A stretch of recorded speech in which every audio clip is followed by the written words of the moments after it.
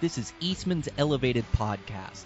I have on great guests that are really knowledgeable, consistently successful.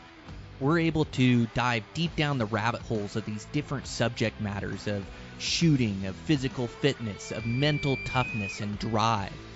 All the different skills that make up a complete hunter that you can become. Here's your host, Brian Barney. Hey, what's happening, guys? Got a brand new Eastmans Elevated for you. So on today's podcast, I have back on my friend Travis Nowotny. So Travis is just one of those guys that's consistently successful. And he's consistently successful on a bunch of different species, in a bunch of different habitats, tough to hunt states. Like you name it, he's up to the challenge. I've kept up with Travis because the last few years at least we've been friends, and man, he just works tirelessly at his craft. He figures out a way to get it done. He just has great insight, and this year he's drawn 3 really good limited entry bull tags. So we talk about each different one, its season, how he's going to attack it. We also talk about an Alaska moose hunt do-it-yourself that he's put together for this season as well. So it's going to be the season of the bulls for Travis, and it just made for this great conversation and insight into hunting elk in different places. So I really enjoyed it. I think you guys will enjoy it too. I want to thank my sponsors for today's show. I want to thank onX. onX has changed the way that I scout and hunt. So many great features on onX, and before season, I'm just trying to run through my checklist of things to do. So I'm making sure that I catch my maps, so save my maps of the areas that I'm going to hunt. Make sure those are downloaded in high res, so when I get on the hunt, I have those maps whether I have service or not. I'm also marking waypoints. I begin to get a little bit more organized with my color coding, which year it is, and then really labeling my waypoints so it makes sense when I look at it. So just a few things that I'm working on. I also found this new feature they came out with, where you can click on the compass and then you can hit the spot with your rangefinder and use your compass to point right at it and mark the spot of a bedded deer. So it's going to be a really cool feature that I'm going to put to use this season. So if you're in the market, make sure to go check them out. It's the best hunt tool you can have on X. I also want to thank Silencer Central. So Silencer Central makes hunting silencers for your rifle. So the best one for us hunters is the Banish. So that backcountry Banish comes in at a low weight, and a silencer can really help. As as you shoot once, it definitely lessens the noise that rifle makes, so that animal's more apt to stick around for a second shot. It reduces recoil, so going to make you more accurate. And then also, you don't have to worry about your loss of hearing so much as like some of the other, with like a muzzle brake. Man, those things are so loud. So, it helps with that as well. So I think it's a great tool for the backcountry. I'm going to be trying one out. Silencer Central will help you get all your paperwork done, silencer ordered. They're really good at helping walk you through the process. So make sure to go check them out over at Silencer Central. Then I also want to thank Juniper Mountain Coffee. Juniper Mountain Coffee is a new sponsor to Eastmans Elevated, but just great guys that really care about their roast. They actually go down to Panama and source their roast themselves, so there's not a coffee vendor in the middle. So you just get the best roast. They've got like a couple really good ones, the Trail Boss and then the Camp Cook, Camp Chef. Like those are 2 really good roasts that I like. And they also have some cold brew in cans, so I'll be checking that out here shortly. And then I'm really looking forward to the instant for hiking in. But Brandon Mason of the office there was able to go on Amazon and buy some tea bags and then fill them with that coffee for his instant this season. So I'll probably be taking a page out of his book for that. But make sure to check these guys out. They're hunters, great small company, great guys over at Juniper Mountain Coffee. I also want to thank Black Ovis. Black Ovis is an internet retail shop with everything you need for your next hunt. They have some great deals on there. You can also save 10% with the code ELEVATED10. So they have all the top name brands as well as their own name brand and produce absolutely everything you need for your next hunt. So you can go check those guys out over at Black Ovis. Also, check out Camo Fire. Camo Fire is that app with 80 new hunting deals that come up every 24 hours. Great app where you can really save a pile of money on overstock gear, and that's over at Camo Fire. And with that, over at Eastman's, getting a bunch of writing projects here. Just finished out an article this morning. It's Sunday, getting this podcast out to you guys. I got a busy week. So just finished one up this morning, and then but it seems like I've got a bunch of projects for the next Eastman's Hunting Journal, the next Eastman's Bow Hunting Journal. I know Dan Picard is slated in those as well. So check us out at the magazines. Check out the Beyond the Grid. I just saw the first edit for a high country hunt that I did last season. So Dan Picard's 2 big bulls are out, and that mule deer one will be the next one to drop. So be on the lookout for that. And make sure to go check out the other podcasts that Dan Picard and I are doing, Eastman's Bow Hunting Journal. It's coming really good. It's on a different feed. You have to search for it, but really proud. There's like 10 episodes now. Going to release another one after this podcast. But yeah, man, that's what I'm up to, like getting ready for season here. So with that, let's get into this podcast. It's a great conversation with Travis Nowotny. I'm your host, Brian Barney, Eastmans Elevated. Here we go. Yeah, for sure. Well, dude, congratulations on drawing the tags. We were able to connect at the Western Hunting Summit, which was really fun. Being able to shoot with you and then hang out with the guys. But yeah, it sounds like you got some elk tags this year, man.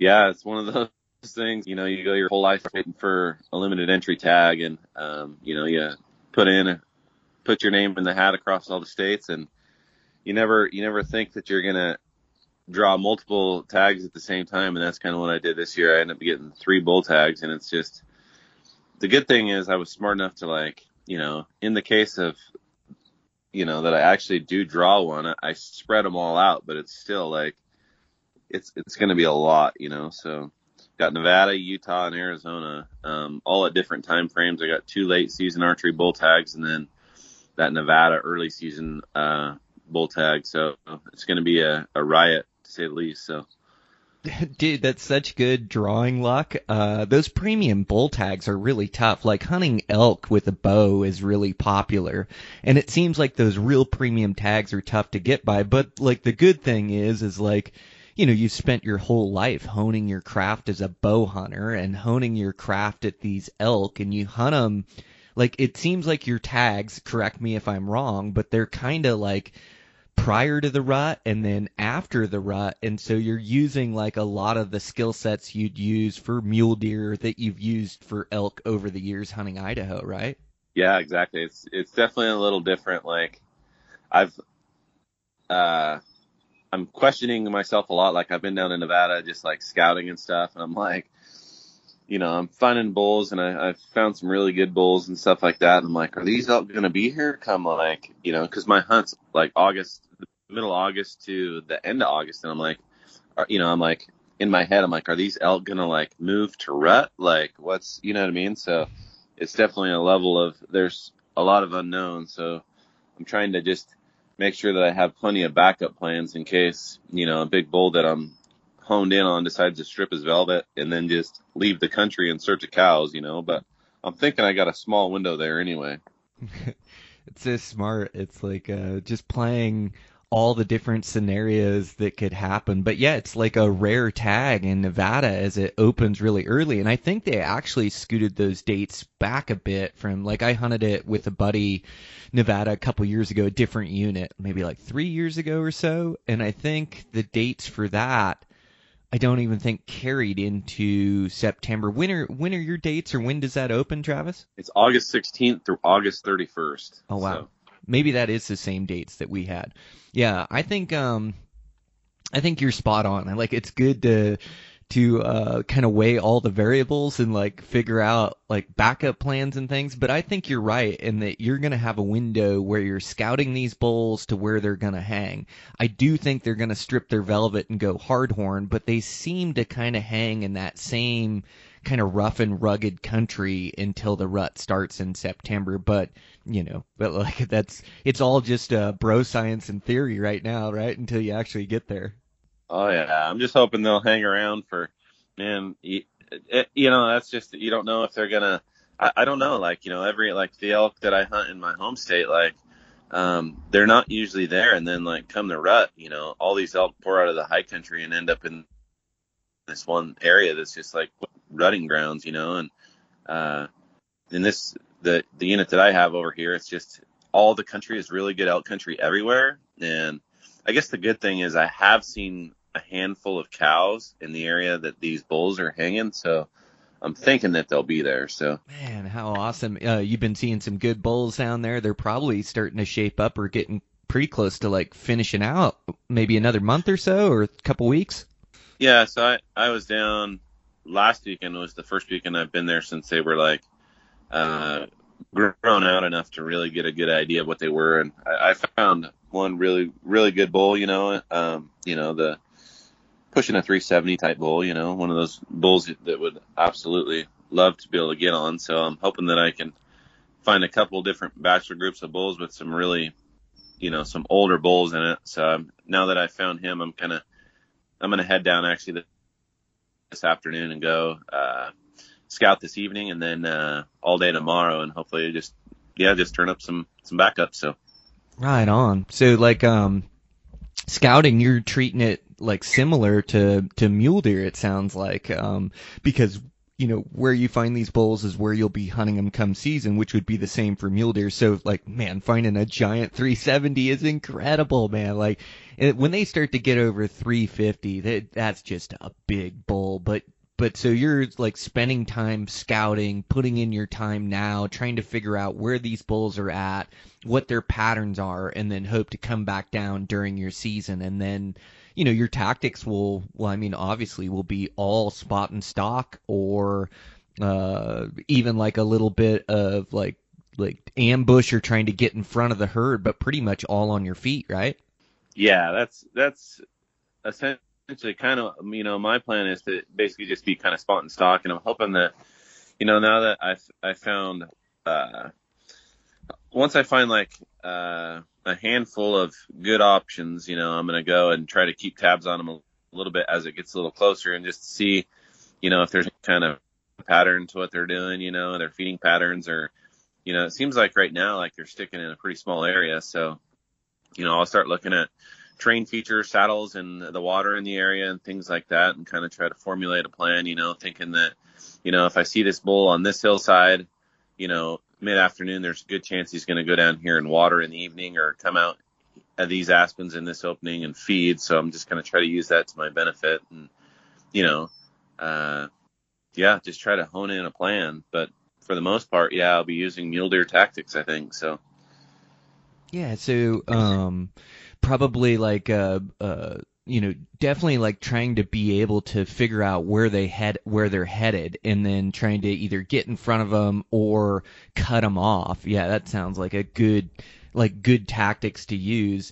And those bulls, they just don't stalk much different than a mule deer. It's just like in that open terrain, there's just not always a stalk in that stuff. Sometimes with those elk, you have to wait for them to get in the right position. So like probably your game plan is to be able to sit where you have like a good visual of these elk, and then wait for them to get to a spot where you think you can close in. Do you see yourself using any different tactics that you've used in open country bulls before, or are you going to be fairly aggressive when you see this elk, or are you going to sit back and be more patient? I don't know you to be like you're really patient, really good bow hunter, but it seems to me like you see a bull and make a play at a bull like similar to what I do. Are you going to play it any different there for that type of hunt?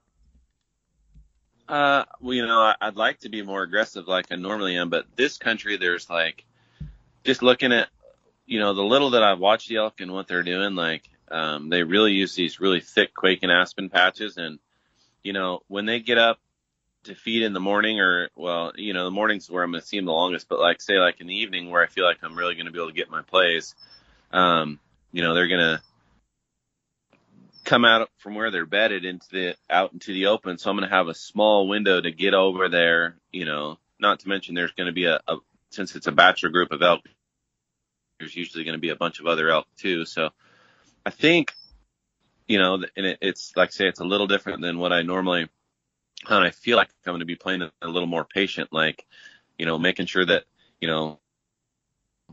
this bull's in an area when he comes out and I make the transition across the canyon to get over there, that I can keep my eyes on him. Cause I think that's what's going to be the toughest part of this hunt, is keeping the wind right. And then getting, in front of the elk or wherever to put a stalk on them in this grove of aspens. Cause there's just it's really like 70% of it is really thick aspen. And then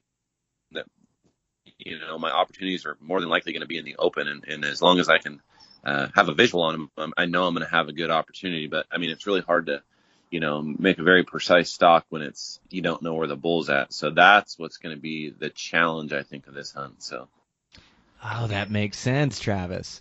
So many similarities. It just ups your odds so much when you can actually see the game that you're chasing, like know exactly where it is. Like keep your eyes on them and keep tabs on the mannerisms and the movements and whether they're alerted to danger, whether they're feeding, and then just always to know their exact positioning, because those bulls or those elk, they move country, and so by the time you get to where that bull is, he's probably moved. And so yeah, I think you're spot on, like trying to keep eyes on them as you're making a play. And it also makes sense to be more patient, because not all the terrain or the landscape's going to lend itself to stalking, because once they get in those thick trees with all those bulls and all their eyes in there, if you go into those thick aspens, then it turns into a low percentage where you might blow them out of there. And also, it seems like being more patient is going to be like a tactful advantage,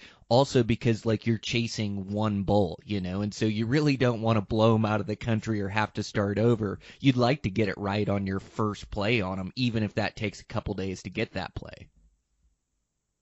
Yeah, that's what I'm thinking. Since I'm targeting, this is one of those tags, I'm not just targeting any solid bull. It's like I want to kill the biggest bull in the mountain that I've scouted. So it's there's no room for error in the fact that I can't risk blowing that bull out of the country. And then I have, at that point, the bulls have stripped their velvet, they've run a little tighter program. They don't have to be out in the open, because they're in the velvet and stuff like that. They're just going to be able to flat hide for sure. And it's going to be a really hard time turning up a big bull if I just go in there and not have a really solid plan and confident in what I'm doing. I really think that, ambushing is probably going to be, I don't know. We'll see as it goes on, as it gets closer, and, maybe the elk will be in a little different area or something like that, where it's a little more, set up for stalking and stuff like that. But I really feel like it's going to be like, I'll watch the bull come out into an opening, and I'm going to try to guess his next move by, reaching, circling and getting on the other end of the meadow, or, there's some trail systems through there because it's fairly thick. So maybe I can anticipate him going, hitting one of those trails to go to the next opening, or maybe there's a seep or a spring over there where that bull early like that might have the urge to wallow, where I can see that bull stand up and say, he's 400 yards from that wallow right there. Like there's a good chance if I get the wind right and go down there and set up, that bull might come in there to wallow before dark, so. Man, it's such a chess match, isn't it? Like with the big bull, man, you're going to have an absolute riot. It's tough. I like ambush tactics on elk for sure. It just seems like it's tough to like keep that wind right while you're trying to set up for an ambush, like I understand. I like what you stated, like seeing him get up, knowing that he's going to come to water, come to a wallow and trying to beat him there, or seeing he's on a trail and trying to ambush him on that trail. But as far as like coming out to a meadow to feed for the evening, which the evening is such a great time to kill a bull, which I think, like, I feel like you think the same way as I do, is once those mountains or foothills get shaded, then you got that downhill thermal that you can count on. I kill a lot of elk in the evening, as it seems like the morning, the winds are just so fickle. But it's, it's tough. It's never a guarantee with a big animal, whether that's a mule deer or an elk. Like finding a big one is like only half the battle or a third of the battle. You know, the next part of the battle is like the chess match of trying to get close because their instincts are so keen and they're so good at catching hunters moving in. But it's not like we kill every animal we find, right? No, I wish that was the case. It would be pretty impressive, I think. But to look back at all the almosts, you know. So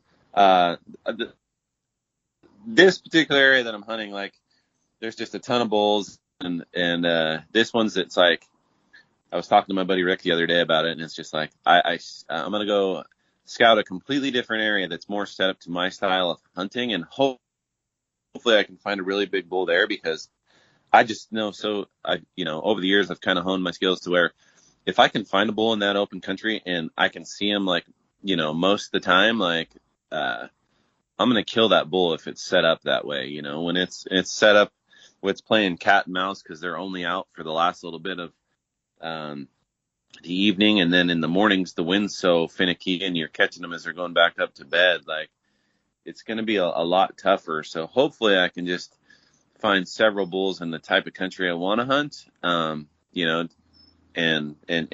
really focus on that. But if not, I'm just going to take what I'm given, and it's just, I feel like it's not going to be a slam dunk. I'm really going to have to work. So that makes sense.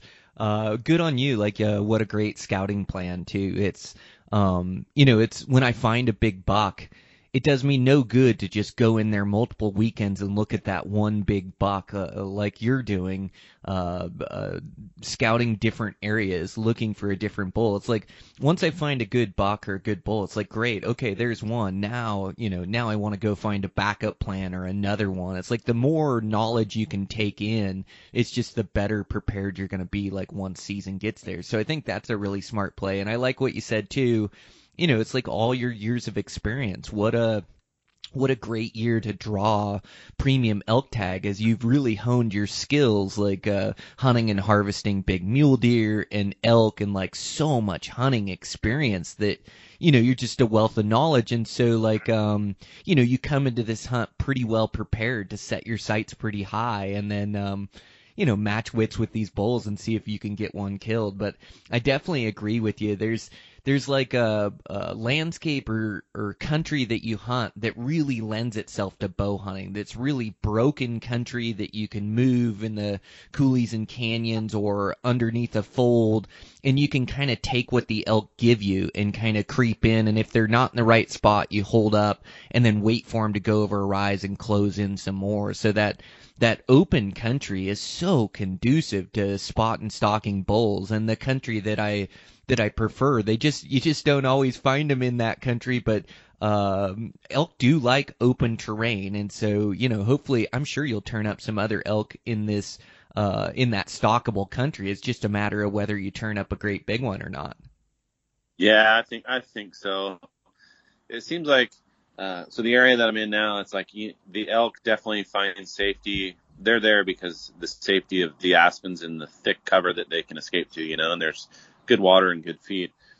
In this other area I'm going to go to, it's really steep and more open, and they find safety in the steep terrain, and having the advantage of being able to see, and then the steep country, so I think it's going to be a lot harder working, that steep country, but I feel like it's definitely set up better to kill them. If I can keep my eyes on them, like that, they're going to slip up at some point, and you can really get the wind right, in that open country, and just being able to, you can really just do an exact precise stalk when you know exactly where the animal is. And I feel like that's always helped me over the years, like whenever things seem to be at most difficult, it's when, you're stalking in blindly. That's where it's really tough. So yeah, that's where that like still hunting skill set comes in. But yeah, it definitely turns to a lower percentage stock when you have to relocate them. You're not sure where they're at. There's more cover. And like you say, I think when we hunted that Nevada country for bulls, we also found them in the steep, gnarly country, and they'd come out in a chute or a slide, but they just wouldn't stay out very long, and it was just that first light, last light, and so you find yourself just hustling at last light to try to make a play on one. So it was definitely like a higher degree of difficulty. But yeah, those elk.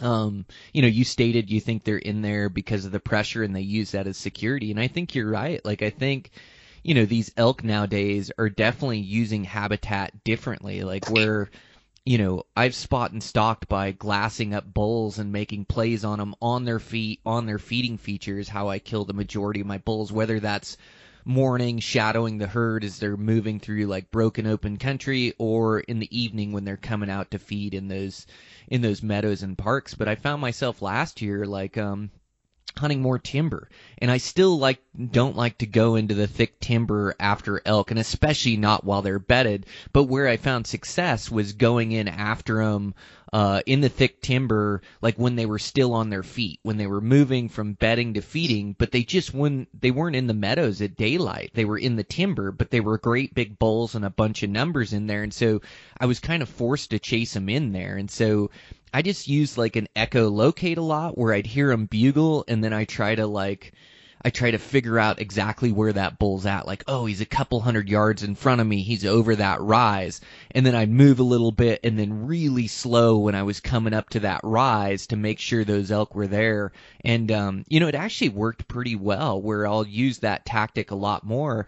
But that's where like some of that still hunting skill set comes into play. And that still hunting, like me and you definitely don't do a lot of still hunting. A lot of ours is like spot and stalk. But it's always still hunting when you're stalking the last couple hundred yards and you have to relocate that animal. So you get pretty good at like still hunting those last couple hundred yards. But yeah, you'll have to get there, and Travis, like one of your best attributes like is like being able to adapt to the conditions you're given. Like, it seems like these hunts, we make these plans and it just never like goes as we wrote the script. It's like always different, and you're always having to adapt, and like that creative thinking or problem solving is such a huge component of being consistently successful. So there's no doubt in my mind that you're going to have to get there and have some major problem solving to do, but it sounds like you're working out a lot of those issues in your head right now as you're scouting.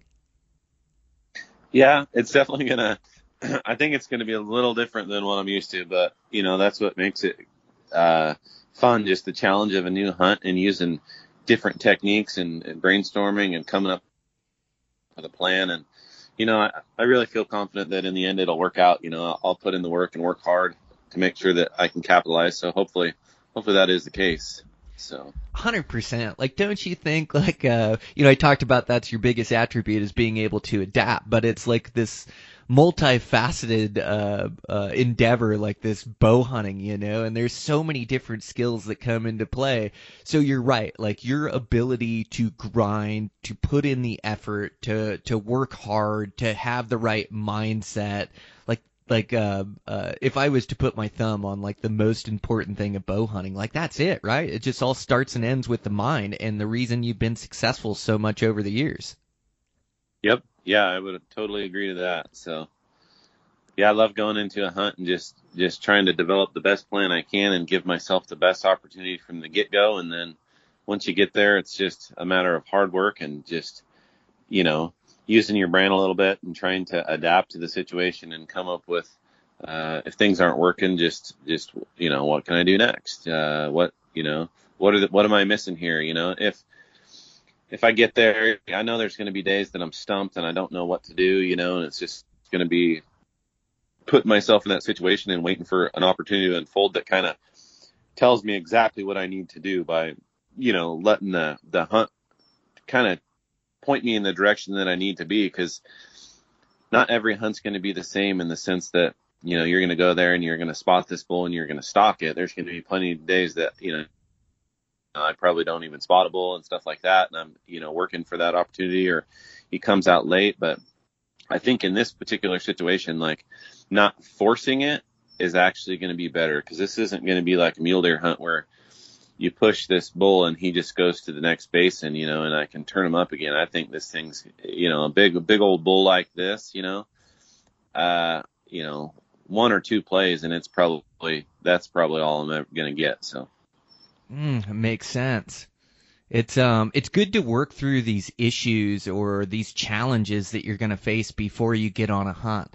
And to scout and to get yourself in that country just gives you such a leg up come season. Like scouting is so important, but what it's also doing is like it's giving you the ability to think about this hunt and to think about the challenges you're going to have, like not being the rut, the challenges with the steep terrain, the challenges with the thick cover. And so, you can kind of work through a lot of these problems and issues or how you're going to handle them like prior to getting there. And not that it's going to unfold exactly like you planned, but at least like you kind of have a solution in your head. It seems like bow hunting, you just can't give up, and you've got to like keep this positive mental attitude, and like you just know that there's going to be highs and lows on the hunt, and so you have to weather the lows and then hunt through the highs. But yeah, you're going to have to adapt at some point or come up with a new game plan. But yeah, just keeping your head in the game is such like a major component of it. And so yeah, and like we were talking about, now you don't just have one elk hunt or one premium elk hunt this year. You've got multiple. So after that, you'll probably roll into some of your Idaho hunts. I'm sure you've got a deer and an elk tag there, and then you've got like kind of a mid-season elk hunt, right? Or like kind of post-rut. Is it October or November, your next one? So my next elk hunt would be November. And then the one after that's in December. So just both late season hunts. Yeah, those are going to be the tricky hunts, I think. It's going to be one of those things, yeah, I got the opportunity and the great unit, where there's really big bulls, but, I'm hunting at the toughest season. So once again, it's going to be work, but, being able to have a tag in one of these units is more important to me than hunting the best season. So I'm at the point, I feel like in my life that, you kind of take what you can get. I don't want to just keep putting in for that primo hunt, in the ideal season, and then next thing you know, I'm dead. So I want the opportunity now. So I'll take whatever I can get. So.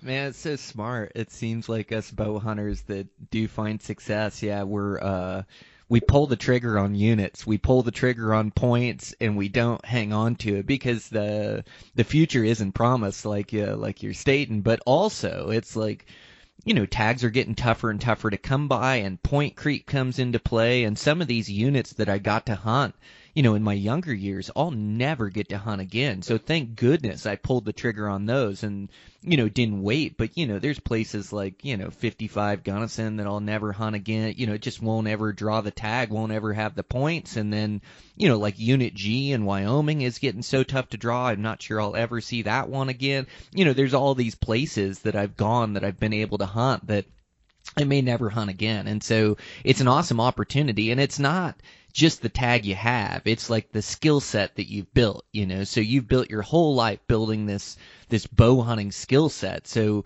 drawing one of these tags, you're coming in really well prepared to make something happen. And yeah, I know what you're saying. It's like, it'd be nice to have a middle of the rut best unit in the country, but it's just not in the cards. Like, you don't draw those. Like, I've never drawn one, and I don't think you have either. And so it's just not in the cards. So you start looking at other opportunities at drawing these in the off season. So good for you, like pulling the trigger on a November hunt. And so you're right. November elk is the toughest season to hunt elk, as they're like, putting away after the rut. But I do find, like, I built a lot of my experience in, Montana general rifle season during November, and that tough season to hunt bulls. And it just took grit and toughness. Like, you had the snow and the cold, which, I don't think you'll be dealing with a lot of that in the units that you drew. But still, you got the snow and the cold and the big mountains and having to put forth effort. And it seems like those bulls, from what I've learned, is they return to a lot of these same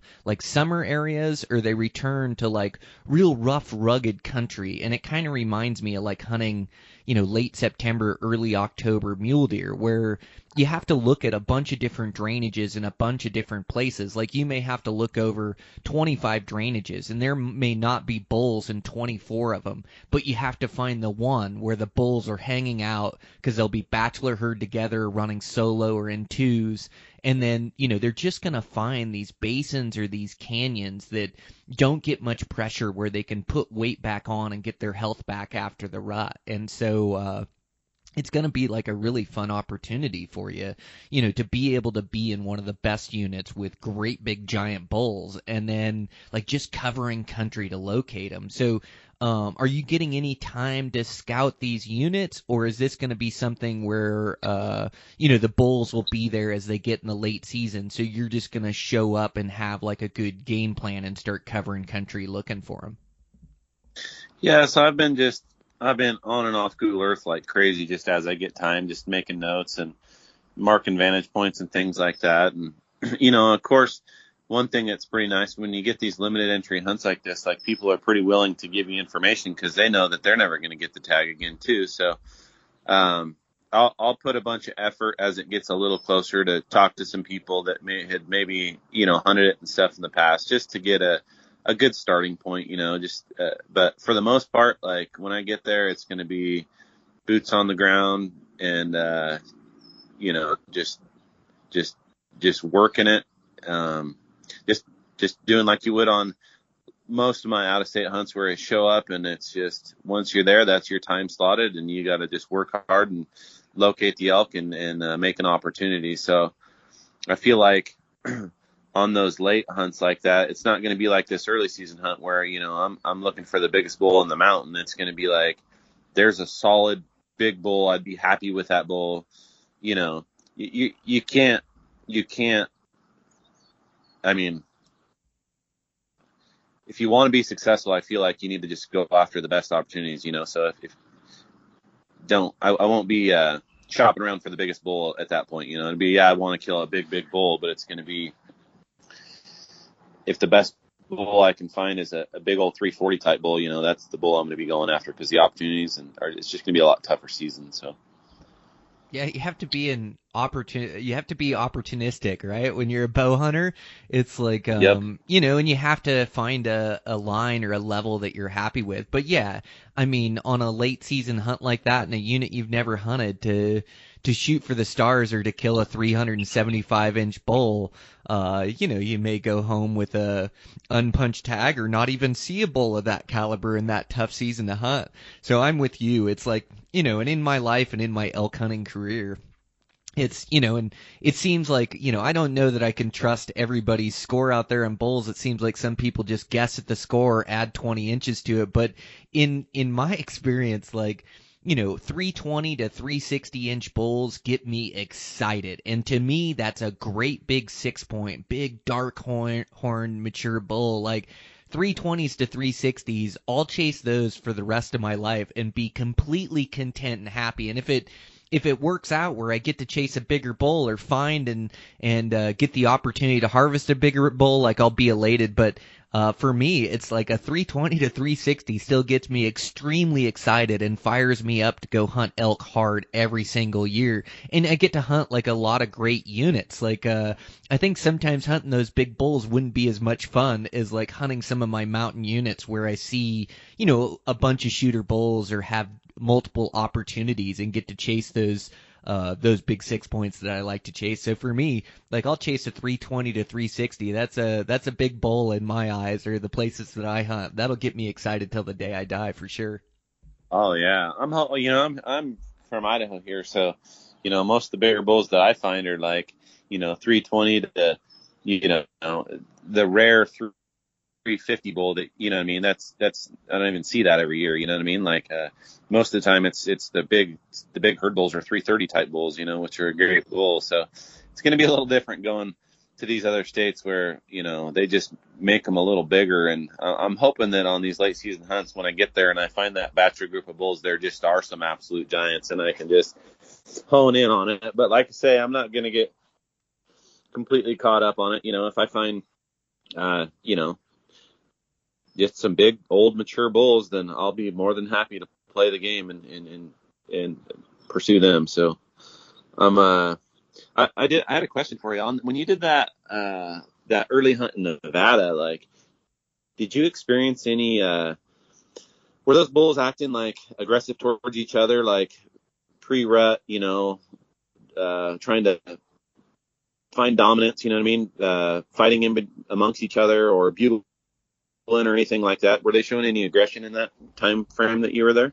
No. They really weren't. They were running pretty much. I think I did see like one bull with some cows at one point that was kind of hanging in the same area as the cows, not really rutting them or hurting them. I didn't hear any bugles, like maybe a random bugle or something, but no. I didn't really hear any bugles and didn't really see any posture for dominance yet. It seemed like a lot of the bulls were still hanging in bachelor herds, so groups of like three or four, and they were really like just hanging with each other. Or where I found bulls, like they may not be 3 or 4 bulls together, but there'd be 3 or 4 or 5 bulls in the canyons kind of hanging solo. So, I mean, I guess they were starting to split up a little bit. I found bachelor groups of bulls, but I also found quite a few solo bulls that were starting to break off from the group. But no, I didn't see any posturing. I didn't see any fighting. Didn't see any of that yet. It just seemed like they had scraped their velvet. They were hard-horned, and to be honest, it seemed like they were really focused on the food source. They were really focused on the greenest grass, the best feed, and they were spending time like putting weight on getting that feed, and then bedding in the shade during the day. And we did catch one that kind of bedded, or we caught a couple that kind of bedded in open positions like a mule deer, where you're watching them and all of a sudden they bed down and they're in a good spot for a stalk. So that happened a couple times, but the majority of times, man, it was like really tough hunting, like quick windows, like catch them feeding in the morning, but then they feed into some deep dark timber, and then they come out with 30 minutes left of light, and they come out in a different feature, come out in that meadow. But no, I really didn't see any rutting action, any bugling action, any posturing or fighting or anything like that. It was just pretty much like the state you're watching them in now, I would think. Yeah. Were you able to hunt them towards the very end of the season, or? Yeah, I think we gave it 10 days, and I think we pushed it towards that 31st date. I'd have to in fact, I'm going to look at my dates as I'm talking to you just to make sure we're on the same dates. But I think it was the 15th to the 31st. I think we showed up at the 15th, and I think we hunted it for like 10, 11 days. So 26th, 27th, we peeled out. So we did hunt it close to the September 1st, but not in the last few days of the season. But no, we just didn't see much rutting activity at all. And also the bulls just weren't hanging with the cows. Like where we found the bulls, we're away from the cows, and it sounds like the one big one that you have located now, there's some cows around in the area. I didn't see a whole lot of that, like maybe in the same region, but it seemed like where we were finding the bulls were just like rougher, more rugged country, and then where we found the cows was like more like the rutting grounds. But yeah, we just didn't see them move to the rutting grounds when we did it. Yeah. Okay. Yeah, I was hoping, towards the end there, they're maybe showing a little aggression towards each other, and if I could find a bull in one of them thicker patches that I could slip in there and just do some raking or something like that and get them to come, want to kick my butt. So Yep. And there's like you might see that, and these are different units. They're like close to each other, but yeah, I just didn't see much of that where I was. But maybe as it gets closer to that end of the season, I'm looking at some photos now. So it was 2020 that I hunted it, and I'm seeing some hunt dates of like August 25th, and then. So I think we were right in that time frame. Here's an August 23rd and then August 22nd. Yeah, so I think we were like the August 20th. I think we were like the 15th to about the 27th or somewhere in those hunt dates. And we just didn't see much. They were mostly focused on the food source, just feeding and bedding, but they were patternable and like acted more like a mule deer than a bull elk, it seemed like. Yeah, and that's kind of what I want. I either want them to be like straight up like in like a summer routine where you can really pattern them, which will really work to my favor. But that's what that gray area that kind of like makes me a little nervous, where it's like they get to that point where they start feeling a little frisky and they might move, So, but I think in the area that the first spot that I've scouted, like I do think there's enough cows close. Like I've seen quite a few cows that they're not going to go far, so they should be there. Yeah, probably not traveling far to their rutting grounds, right? Like their staging or their summer routine is like close to where those cows are. So you're right, even if they do start to transition, because you're right, I've seen it in mule deer as it gets closer to the rut that those bucks start to stage and stage like close to the rutting grounds. Like they move from their summer range to like their rut range, and they're kind of like close to the rut range. So yeah, I do see like your line of thinking there for sure. Yeah, oh heck yeah. No, I'm stoked. I've just been doing everything I can to prepare myself the last couple weeks. I've really focused on getting my final bow tune and working on my final sight tape, and that bow is just absolutely stacking them now. So I feel like I'm gonna be super confident come season. So I'm pumped. Right on, got that Hoyt shooting that those 3D courses that Lamper set up are sure good practice, aren't they? Oh yeah, that's about as good as it gets right there. So. Yep. Good. Well, sight tape all dialed, bows all dialed. Yeah, not a doubt about it.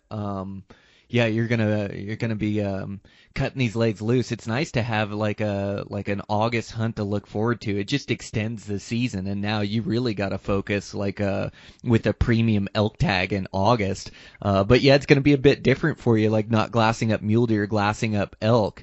And I think it sounds like you're finding some really good vantage points. I think that's going to be key for your later season hunts too, is to find those really good vantage points that show off a lot of country. It seems to like work really well in that late season, and probably, I think in that early season as well. Like we used those tactics quite a bit where we were just finding the absolute master vantage point that showed off as much a country as possible. It was like more of that and less of like working a ridgeline or glassing across a canyon, just because you can't hear bugles.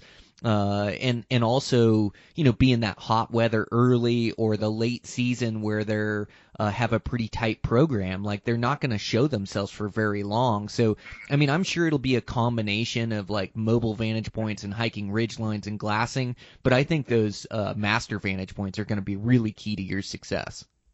Oh yeah, that's exactly what I'm putting all my effort in on these late season hunts, is finding the best vantage points where I can find the elk, and then from at that point, then that's when I'm gonna hone in on a particular group of bulls or whatever, you know what I mean? So just like you're saying, like that forward thinking and coming up with a game plan ahead of time just always seems to help me, and it sounds like that's what you've done too. Just listening to you talk, that's kind of how you think too. So yeah, it's a good game plan can definitely make the difference between success or failure on those deals, because yeah, it's like if you go about it the wrong way, you're just wasting time, and time is like such a valuable commodity. When you're on one of these hunts, we're all like limited on days. But yeah, I can definitely see, like you're looking for every advantage. You've seen so much success over the years with your bow, but you're a student of the game and continuing to push. So like this year running into you, you look really fit, and like you've taken off some weight, and you were saying like you've adjusted your diet. It's those little things that make a difference, and especially as we start to get older, it's just like looking for, a percent or a 0.5% advantage, like of improvement, because once you get on a hunt, you have the skill set that you have, and so it's like working in this off season on your knowledge, working on fitness and diet, like to be fit on these hunts and be able to grind and push hard, working hard on your shooting and your bow and getting it all dialed. Because once you get down there on this premium elk tag hunt, like you're left with the skill set that you've worked hard to create. But man, if you can just put in this time, like you're scouting and like put in this time in this off season, it just gives you such a better chance of success. And like, you know, you're constantly pushing for more and better and to improve your skill set. I mean, it's part of the reason why you have found success like all these years, and you're just continuing to do it now, which is so impressive to me. Well, thank you. Yeah, I've definitely been trying to sharpen my skills everywhere I can. You know, as I get older and get busier with work and just family and stuff like that, it's hard to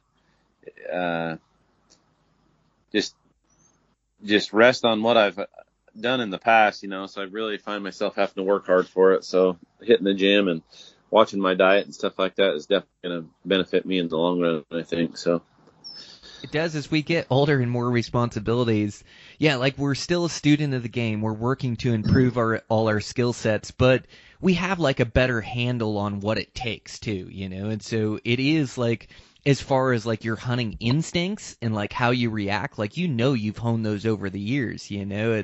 Me and you have like failed every different way possible. We've learned a lot of hard lessons, and then we've also had a lot of success too. And so it's like drawing from that and your instincts. And yeah, as these years go on, like, you know, I notice like I get good time for hunting season, and that's a priority to me, but I do have less and less time for scouting these units and these hunts, which, you know, I'm the only one to blame, and I know that scouting directly ties to my success, and the better feel I have for these units and these hunts, the better I do. But I just find myself like running out of time, and you know, we only have so much time, and so for me it's like, well, prepare myself, you know, body, mind, shooting, prepare myself as good as I can be. And then, you know, a lot of these units that I'm going to, I've spent time in before, and really the best scouting is to be there during the season you're hunting. And so like I'm going back to a mountain range that I've hunted a couple times this year for mule deer. So I've spent, you know, 20 days in there hunting that unit during the August, September time frame. And so, you know, I can really draw upon that experience. So I don't really need to go down and scout the unit or spend, you know, 3-4 days of my vacation time down there scouting the unit. That may take away from my hunting time, because I've spent time in that unit and spent that experience. But you're right, as we get so many obligations with family and with work, and then you know, our hunting is a big priority.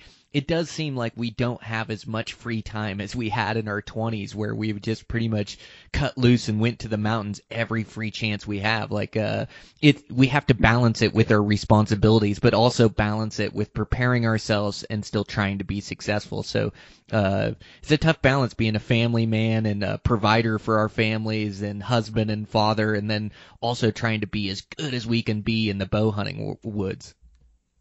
no doubt. So no doubt. Yeah, that's for sure. Well, Travis, man, you're the man. I'll definitely be pulling for your success this season. Make sure to go check out Goat Knives, and then also check out Travis's. Seems like IG is where you keep up the best, huh, Travis? Yeah, I think so. Yep. Just I like to post all my hunting content and stuff there and kind of share with everybody. So it's always fun to see everybody's pictures and their stories and see how other people's seasons go too. So definitely a nice platform. Yeah, man. There's a lot of guys working hard out there, isn't there? Oh, there is anymore. It's everybody's hitting it hard. Yeah. So you really got to think outside the box and take it next level to find success. So, and that's what I'm trying to do, is keep up with everybody else. So, well, you're definitely doing that. I think you're leading the pack. We're trying to keep up with you. So yeah, I can't wait to see what you turn up this season. You sure have your home state, which is a difficult state to hunt, of Idaho, super dialed in. So no doubt you'll be chasing critters in there as well, and you're in between your hunts. But yeah, man, I can't wait to see what you turn up on that premium early season, those couple late season tags post rut. I'm watching close, not only to watch and cheer for your own success, but look at opportunities for the future as well, like you pulling the trigger on late season elk hunts, which I think is super cool. Man, it's going to be going to be a good season. So the cool thing is I'm going to film a couple of those hunts, so hopefully I'll be able to share them. I've even got a moose hunt, so an Alaska bow hunt for moose. So that'll be an adventure in itself. So. Oh my gosh, how did I forget about that? I remember we talked about it. I just I remember the 3 elk tags, but I forgot that you have an Alaska trip. Well, that kind of works out good with your schedule. Like you say, you planned your application season pretty good where you didn't fill up your September with other hunts. So you're spending a bunch of days in Alaska, right? Yeah, I'll be there for a couple weeks anyway. When you go on a trip like that, you definitely want to leave enough time for weather days and travel days and things like that. So it's definitely a big commitment, but I'm looking forward to the opportunity. So Time is your friend on those adventures, and those Alaskan Yukon moose are so big, dude. Like, what a great opportunity to go up and chase those things around and try to kill your big moose up there. Man, they're unreal. It seems like the unit I was hunting was 4 brow tines or 50 inches wide. Is that like a place you're hunting as well? yeah, I think it's pretty similar. Yep. It's tough, right? Because how do you judge 50-inch wide moose, you know? So he's actually got to be about 55 inches or 60 inches where there's just no doubt about it. But I think when I was judging those moose, I used like they say their ear tip to tip spread when they're looking at you is 30 inches.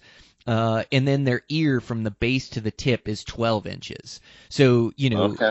it's kind of like judging mule deer for you, which you've been doing your whole life, you know, as we kind of use like a 20 to 22 inch spread on the ears. And then, you know, an ear is 8 inches. And so we can kind of get a width off that. So yeah, for moose, 30 inches tip to tip. And then you figure an ear outside, so the ear is 12 inches. So if you were to add an ear on top of where that ear is, and he's like more than an ear width on either side wide, that would be 50 inches. Does that make sense? Yeah, for sure. Yep. So yeah, you're hopefully he just has 4 brow tines and he's 65 inches wide, and there's no doubt about it. Yeah, hopefully it's just an absolute monster, and then it won't be any questions. Yep. I think raking works really good for those cow calls. Like I called a couple bulls in over there. It seemed like up higher on the system, they were kind of like migrating to their rutting grounds. And so I just catch bulls by themselves, like moving country, and end up like having to spot and stalk or run and gun on them a lot. You know, so we did a river system. We floated 100 miles of river system. So up top, it was really good. It was like open terrain and vantage points, and you could glass. But then you just know you got 100 miles of river trip down below you. And so it's like, well, we'll start heading down. And like the first 20, 30 miles hunted really good. We'd stopped in different spots, and we did it right. We spent our time up high, but you just kept thinking, oh, I got to get to the takeout or the flyout zone, you know, 100 miles down river. So I felt like we had to keep checking off miles, and the lower we got, the tougher moose hunting it got, because we got in thicker terrain. You couldn't see as many, you know, there's a lot of calling setups in that thick stuff, and then you just couldn't really tell like where the moose were hanging. Where up top you saw tracks and you saw scrapes and you saw sign and you saw moose. So that like for my hunt, you know, I would definitely spend more time up top. Are you flying into one location? I think you said you're flying into a lake or hiking over from some spot, right? Yeah, we're gonna fly in and get dropped off on a river system and do some floating too. Yeah, and then we're not going 100 miles or anything like that. So we'll be kind of just using the river in a general area to hunt. So. Yeah, well, that's like their travel corridor is through those river systems. So, man, you'll do good. Like, what an awesome opportunity putting that together. You know, it's like, you know, we have these dream or bucket list hunts, but, you know, life passes by pretty quick. These years, they click off quick. And so you almost just have to pull the trigger and just go, yep, I'm doing this next year. Or, yep, I'm doing this one this next year. So good for you pulling the trigger on a giant moose hunt, man, and getting it done up there. Yeah. It's always been on my list, and it's one of those things. It's like I better do it now, just like you say. And it's just like I'm doing it, just pulling the trigger, and then you get it all planned, and then you draw all these elk hunts, and then you're like, oh crap, what have I gotten myself into? So now I've got a lot of commitments. You know, it sounds like with your moose hunt, you know, the next time you do it, you're gonna, you know, have a lot better plan. Oh man. Yeah, it was good So moose hunting. Don't get me wrong. Like we saw 10 bulls when we were there, a handful of other cows and things, and so 10 bulls in like 10 or 12 days of hunting, and we saw some giants. I made moves on them and just never did quite catch up. I called in one big bull one yeah, night that I called in the evening, and then returned back to camp, and I could hear this bull grunting, and he was on the far side of the river, and then he actually crossed the river and walked through our camp. It was just dark, and we were trying to hide the campfire. We never did turn up that bull the next day.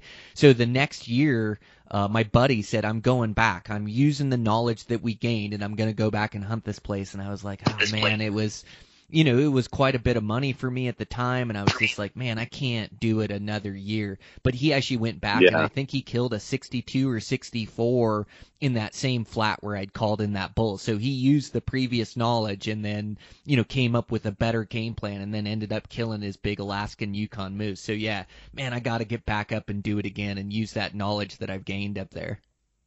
oh heck yeah, it's crazy how much just going on one hunt, like what that'll do for you the next year. What you can take away from that. So So true, man. On all these hunts, right? Elk, mule deer, moose, whatever it is, we learn so much in a year of hunting. It's so advantageous when you can go back and hunt the same spots. But well, Travis, man, I really appreciate your time and jumping on. I know you're super busy and trying to get your scouting and work done and family and everything else. So, man, I just really appreciate your time. I had a blast hanging with you and chatting at the Western Hunting Summit. Like I always have great conversations with you. So, man, I really appreciate you, and we'll be cheering for your success this season.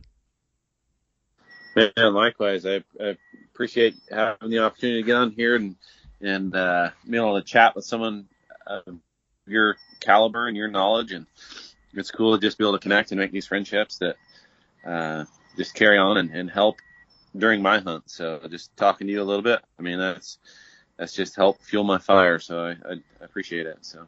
Oh, you're the man. We'll keep in touch. Ring me if you need anything, and yeah, be keeping an eye on you this season. So go have some fun.